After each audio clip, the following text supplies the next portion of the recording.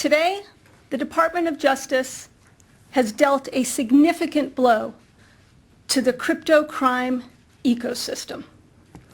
Justice Department agents and prosecutors, working in partnership with the Treasury Department and French law enforcement, have disrupted Bitslotto, a China-based cryptocurrency exchange notorious for laundering criminal proceeds from the dark net.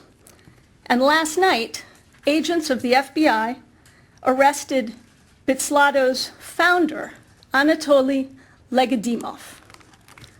I am joined today by the Assistant Attorney General for the Criminal Division, Kenneth Polite, the United States Attorney for the Eastern District of New York, Breon Peace, FBI Associate Deputy Director, Brian Turner, and the Deputy Secretary of the Treasury, Wally Adeyemo. Today's law enforcement actions put all of those who seek to exploit the cryptocurrency ecosystem on notice that the Department of Justice will use every tool, working along with our partners, every tool that we have to attack the criminal use of the dark net and cryptocurrency. And we are taking steps to address the crisis of confidence in the cryptocurrency markets, where criminals and fraudsters seek to operate beyond the reach of law enforcement. Malicious actors, working from what they think are safe havens, are exploiting crypto markets and flouting the laws and the regulations that guard the integrity of our financial system, and along with it, the earnings and investments of law-abiding Americans. It's no secret that cyber criminals rely on these bad actors to launder their criminal proceeds from cryptocurrency into fiat currency. But today, thanks to a coordinated international effort, Justice Department prosecutors and agents have disrupted a busy corner of this criminal ecosystem. Last night in Miami, FBI agents arrested Legkodymov, a Russian national and the founder and majority owner of Bitslotto, a Hong Kong registered cryptocurrency exchange. The charges allege that he operated Bitslotto as a high-tech financial hub, as he put it, that catered to, quote, known crooks. Bitslotto failed to implement safeguards required by U.S. law, safeguards that enable law enforcement to detect and to investigate financial crimes. Instead, Bitslotto facilitated the transmission of hundreds of millions of dollars in illicit funds, fueling darknet marketplaces, and laundering the proceeds of ransomware attacks. For example, as alleged, Bitslotto was a crucial financial resource for the notorious Hydra darknet market, the disruption of which I announced from this podium last April, at that time with our German partners. Now, Hydra was the world's longest running and largest darknet marketplace, responsible for 80% of the world's darknet transactions. Together, Hydra and Bitslotto formed a high-tech axis of crypto crime.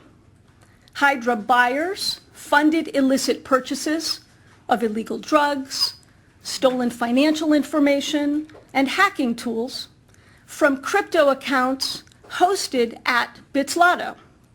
And sellers of these illegal goods and services at Hydra sent criminal proceeds to accounts at Bitslotto, all to the tune of over $700 million in direct and indirect transfers between 2018 and 2022. Now, I've said before that we would go after the entire ecosystem that allows cyber criminals and illicit actors to flourish. Today's action against Bitslotto, as with the disruption of Hydra, reflects another critical step in executing on that strategy. At the time of Legkodymov's arrest, and continuing into the early hours this morning, the department's international and domestic partners engaged in a coordinated campaign of disruption.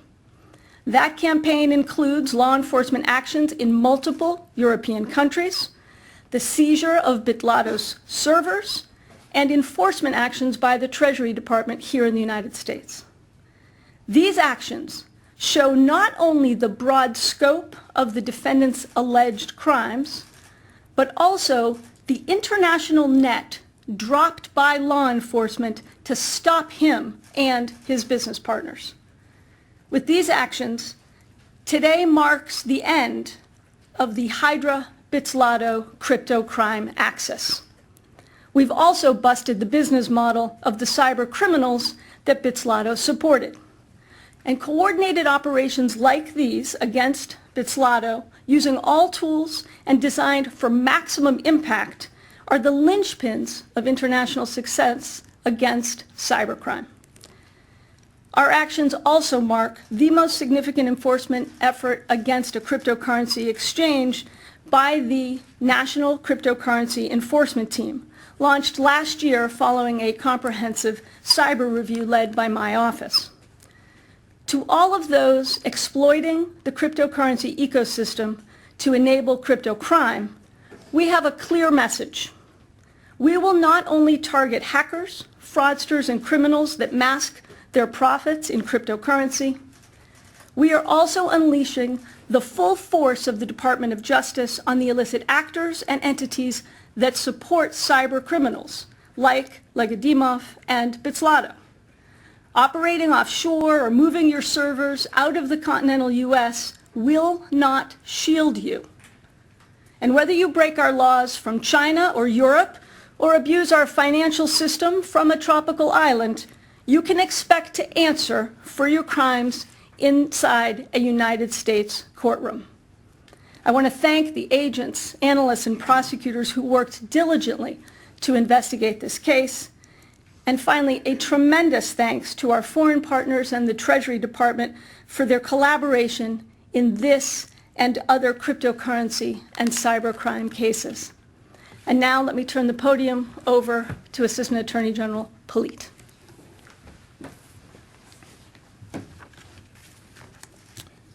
Thank you, Deputy Attorney General Monaco. When the department announced the creation of the National Cryptocurrency Enforcement Team in late 2021, we set forth the blueprint on how INSET would work to disrupt criminal abuse of the cryptocurrency ecosystem. We named Eun-Young Choi, an accomplished leader on cyber and cryptocurrency issues, and a seasoned department prosecutor to be INSET's first director. We said that INSET would investigate those who enable the use of digital assets to facilitate crime, with a particular focus on virtual currency exchanges and services. And we said that INSET would enhance the department's collaboration with domestic and foreign partners in aggressively investigating and prosecuting crimes involving cryptocurrency. Today's actions against Bitslado, the first public enforcement action led by INSET, are precisely what we had in mind.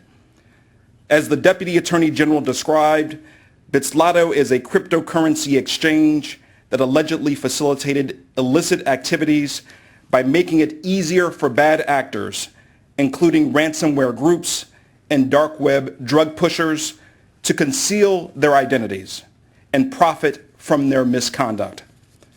Bitslado accomplished this in part by flouting key requirements of anti-money laundering programs and helping criminals hide their transactions behind the anonymity of the blockchain.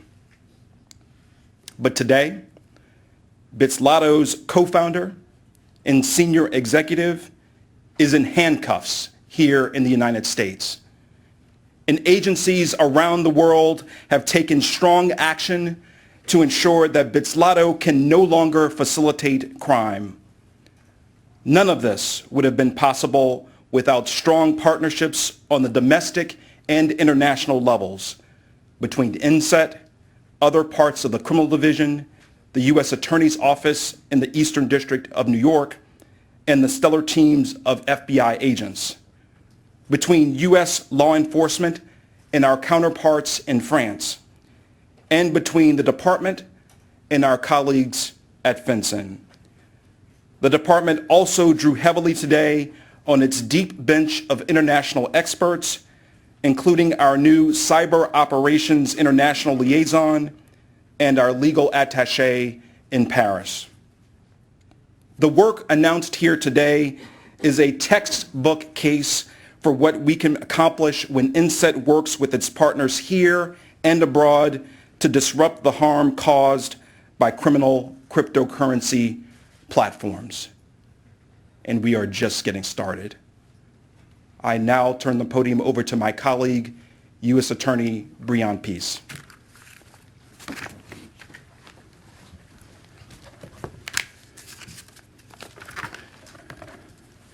Thank you, Assistant Attorney General Polite.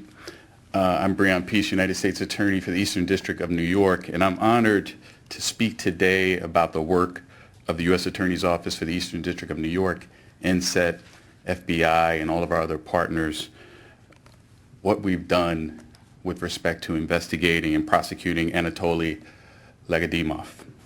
Today, my office unsealed charges against Legkodymov for operating Bitslato, as you've heard, a cryptocurrency exchange whose stock in trade was that it allowed users to open accounts with minimal identifying information. The result was that Bitslato became a safe haven for criminals, including drug dealers and ransomware groups. They knew that when the police traced their funds to Bitslato, Bitslato would not be able to turn over its users' true identities. The defendant, who is Bitslato's majority shareholder and sat atop of its organizational chart, knew full well about these violations. Bitslato's executives communicated on their encrypted chat system about the proliferation of drug dealers on their exchange and the way that their policy of collecting no identifying information had brought on a flood of, in their words, quote, dirty money, end quote. Bitslato conducted its business in a brazenly lawless manner that is directly at odds with the rules of honesty and integrity that must govern the financial marketplace. To anyone who still believes that they can hide from the law by using cryptocurrency, this prosecution should put that illusion to rest. Although this was a global crime, its effects reverberated in the Eastern District of New York. Bitslato did business with individuals residing in our district. It accepted connections from computers in our district, and the defendant was continuing to administer his company from the moment he stepped off a plane at John F. Kennedy Airport in Queens, New York, last October. Now, my office, the Eastern District of New York, is at the forefront of cryptocurrency prosecutions, and this case continues a string of recent prosecutions in this space. Just 2 weeks ago, we charged a developer of NFTs with defrauding his customers in a rug pull scheme. And last month, we charged 4 individuals located in the United States and Canada with sending tens of thousands of dollars worth of cryptocurrency to aid ISIS. And alongside our partners in law enforcement, we are committed to carrying out the most sophisticated and technically demanding prosecutions at a pace that matches the tempo of the criminals we pursue. Our partnership with the National Cryptocurrency Enforcement Team enhances our work in this space, and we look forward to our continued collaboration. And finally, I want to commend from my office Assistant United States Attorney Alexander Mindlin, who is detailed to INSET, and Assistant United States Attorney Artie McConnell, along with INSET trial attorney Scott Meisler and Matthew Blackwood for their excellent work on this case. I'll now turn the podium over to FBI Associate Deputy Director Brian Turner.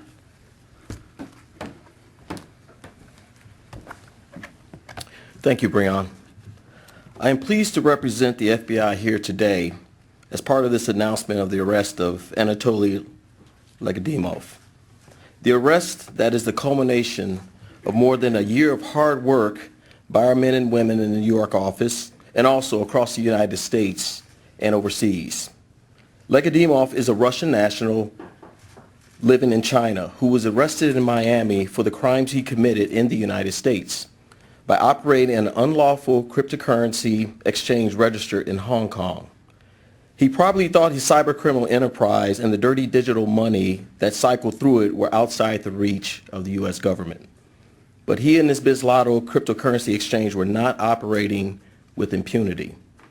Neither was the illicit Hydra darknet marketplace in which Bislato exchanged over $700 million, as the Deputy Attorney General mentioned a moment ago. We shut down and locked the door on Hydra last April. Both of these actions were made possible because of the FBI's strong relationships with our law enforcement partners around the world. Over the course of our global investigation into Bislato, we found that more than $15 million of the ransomware proceeds have been laundered through the exchange, making the platform a clear enabler for ransomware actors. Unfortunately for the defendant and Bislato, one thing that the FBI understands is how to take down cybercriminal organizations. And our overall strategy to combat cybercrime involves going after all key parts of that criminal ecosystem mentioned by the Deputy Attorney General: the actors, their finances, and the supporting infrastructure. When you combine this arrest with the French authorities' dismantlement of Bislato's financial infrastructure, digital infrastructure, and the actions taken by the Treasury Department that will be spoken about in just a minute, I'd say we did exactly just that. I can tell you by the folks that I'm standing up here with that we are committed to taking a whole-of-government approach to the fight against financial crime and cybercrime, a fight to protect our country, its citizens, and our national security. So let this be a reminder to the cyber criminals around the world. No matter where you are, no matter how much you twist and turn to cover your tracks, there is a risk and there will be consequences. I'd like now to introduce Deputy Treasury Secretary Wally Ademo for some additional remarks.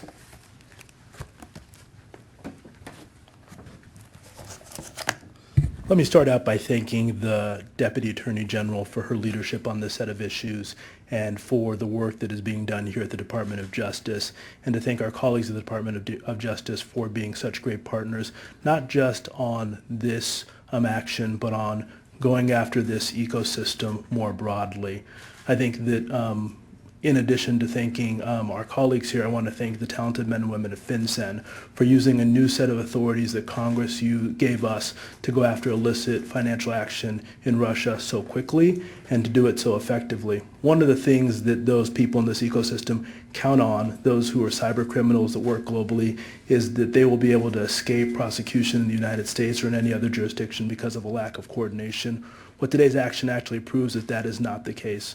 Working closely with French authorities, we've taken an action here that should demonstrate to cyber criminals around the world that we will work in a global, consolidated fashion to take action against them, to protect our citizens and to protect the global financial system.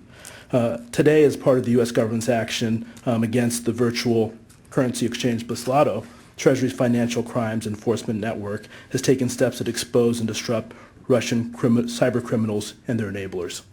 FinCEN is officially identifying Bislato as a primary money laundering concern in connection with Russia's illicit finance.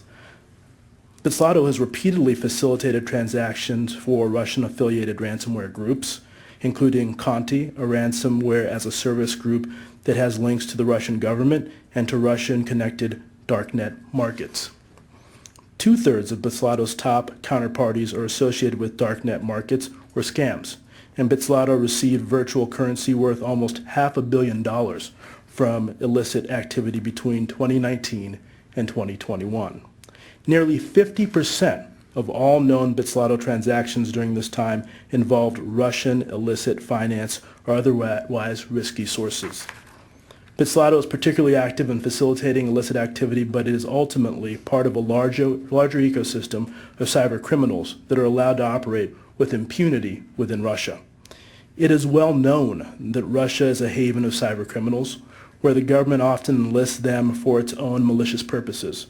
The majority of ransomware incidents reported to FinCEN in the second half of 2021, for example, were conducted by Russia-related cyber ransomware actors. At a time when Russia is waging a brutal and unjustified war in Ukraine, and as it seeks to circumvent sanctions and governance controls to fill its coffers and sustain its violence, we will not tolerate criminals' enterprises that enrich Russia's malicious interests. Because of significant operations in and connection to Russia and Russian illicit finance, Bitslato threatens U.S. national security, the integrity of the U.S. and international financial sector, and business and institutions worldwide.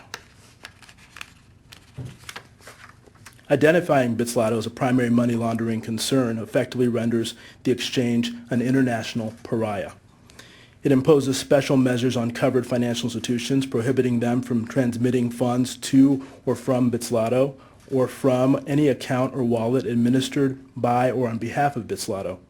Treasury's actions today sends a clear message that we are prepared to take action against any financial institution, including virtual asset service providers, with lax controls against money laundering, terrorist financing, or other illicit finance. And we will not hesitate to expose and hold accountable virtual asset service providers, darknet markets, or anyone else facilitating cyber criminals using this new authority or other authorities within the Treasury Department. And we look forward to doing this in coordination and collaboration with our colleagues here at the Department of Justice. Thank you. All right, with that, I think we'll take some questions. CNBC, Eamon, why don't you kick us off? Yeah, thank you. Two questions if I could. I mean, the first one is, Legkodymov is a Russian national who lived in China, was operating there. What was he doing in Miami, which obviously puts him at risk of being picked up by the FBI? And the second question I have is, what are you learning so far about Bitslato's customer base who was using this exchange? And are you seeing any overlap between the other big exchange, which is in the news lately, which is FTX? So I'll start off on your first question. Don't really have anything more to say about Mr. Legkodymov's activities in Miami, other than the fact that in the early morning hours he was arrested by agents of the FBI, and we're going to take it from there. And can you repeat your second question? The second question is, what are you learning about the customer base of Bitslato, who is using that service? I think Wally, the emails talked about that a little bit a second ago, and whether you're seeing any overlap between that customer base and the customer base at FTX, which obviously is in the news right now. Well, I'll start and see if either Kenneth or the U.S. Attorney want to make any additional comments. I'm not going to speak to the ongoing investigation and matter regarding FTX, but as alleged in the court papers unsealed today, and as referenced by the U.S. Attorney, Bitslato was being used by a host of cyber criminals to form, as I noted, this high-tech axis of crypto crime, used to launder funds, used to buy and sell and host the wallets of those buying and selling illicit goods. But let me see if either the Assistant Attorney General or the U.S. Attorney want to add. Just to second the comments from our Deputy Attorney General, I would simply note that the defendant here has been charged in a criminal complaint. There is always a possibility that additional charges may follow, and in particular, our investigative efforts continue both here and abroad.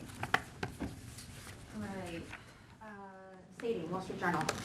Hi there. This question's for the deputy. These questions are for the Deputy Attorney General. I'm wondering what message these coordinated actions should send to the broader crypto markets, and if there is any sort of geopolitical significance to the fact that he was living in China, but was a Russian national. And also, while we have you up here, I am hoping that you might say whether you anticipate your specials counsel investigations will be wrapped up by the end of the year when the midterm election cycle is in full swing. Well, on your second question, I've got no predictions to make and nothing to add to what the Attorney General announced last week. And on your first question, I think what today's actions really show is, one, we will work in a coordinated and a collaborative fashion with partners here in the United States and more broadly all around the globe to root out those who seek to exploit the cryptocurrency markets, those who seek to find safe haven in countries, whether they're Russia, whether they're China, whether they're places in Europe, and that there is no place that is beyond the reach of U.S. law enforcement and our partners. Daphne from Reuters, one of our friends from Treasury. Thank you so much. Did you find any link between Bitslotto and Russia's conflict in Ukraine? And did Russian actors use Bitslotto to circumvent sanctions imposed as a result of the conflict in Ukraine?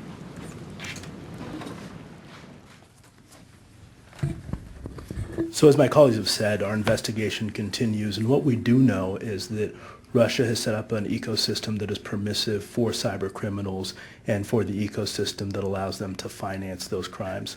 Our goal is to ensure that Russia can't use cryptocurrency or other means to circumvent our sanctions. That is part of why we use this new authority to go after Bitslotto, to make clear that now they're an international pariah.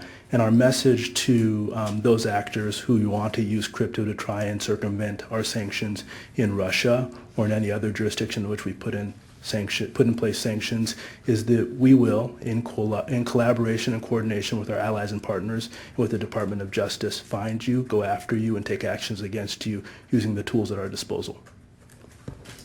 I think you had your hand up sometime. The amount of crypto sent to illicit actors reached an all-time high in 2022. To what degree do you deem these transactions, first of all, as a national security threat for the U.S., specifically when it comes to crypto, but also expanding on the potential sanctions evasion more broadly and beyond Russia as well? To what extent these transactions should be deemed as a threat to the general efficacy of U.S. sanctions? Well, I'll start and then turn it over to the Deputy Secretary. Look, I think what we have shown in these actions, as well as the takedown of the Hydra darknet marketplace, is that those who are seeking to exploit the cryptocurrency markets by ignoring or flouting the regulations that are put in place and the laws that are put in place to give consumers, to give investors confidence in our markets, to give them confidence in our financial system, we will root that out. We will go after and use whatever tool it takes to find those who are seeking to hide in the shadows and who seek to try and exploit the anonymity that they think the blockchain provides, the anonymity that they think this technology provides. And what our efforts have shown is that that's not the case. Those activities, whether it's laundering the proceeds of ransomware attacks, certainly do pose a security concern, and that's why we will be unrelenting in our efforts, and we will continue to take a coordinated approach, an international and global approach to this challenge. I don't know if, Wally, if you want to add? Just a word. And I agree completely with the Deputy Attorney General. What I will say is that there are those who try to use any new technology to try and commit crimes. And here cyber criminals are attempting to use new technology when it comes to virtual assets. And our message to them and our message to the industry is that we expect them to follow the same rules of the road that are followed by other financial institutions and intermediaries, and that ecosystem is a place where we will not permit illicit finance to go on. The action today should be seen by that industry and by actors there who seek to try and evade our sanctions or to violate laws or to in some ways impact our national security as a tool that we will use in the future when it comes to Russia and illicit finance. But as I said earlier, we have other tools that we're prepared to use as well, because our view is that virtual currencies, the traditional financial system, should not be used to transmit an illicit finance, and we're prepared to act to make sure that that is the case. One last question, Alex Mallon, ABC. So if convicted, I saw this defendant faces a max of 5 years in prison. With the scale of wrongdoing that you kind of have all outlined, what do you say to people who would kind of say that the punishment here doesn't seem to fit the crime? And then for the deputy, the White House has been saying since the news of these classified documents were found broke, that they hadn't been more forthcoming because of their cooperation with the Justice Department. To be clear, has the Justice Department at any time since November told the White House that they cannot discuss the facts of this case? So So on your second question, I'm not going to comment on anything beyond what the Attorney General has said last week in announcing the appointment of a special counsel and what he has said more broadly, which is that we don't talk about our investigations in a public forum. And for your first question, I'll turn it over to the U.S. Attorney.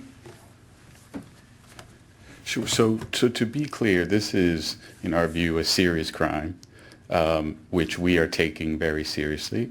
The outcome of the case is premature to anticipate that, and it's important to note that the investigation is ongoing. So there could be, as the Assistant Attorney General said, additional charges down the line.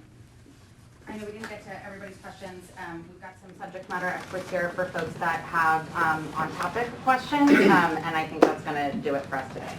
Thanks very much. Deputy Attorney General.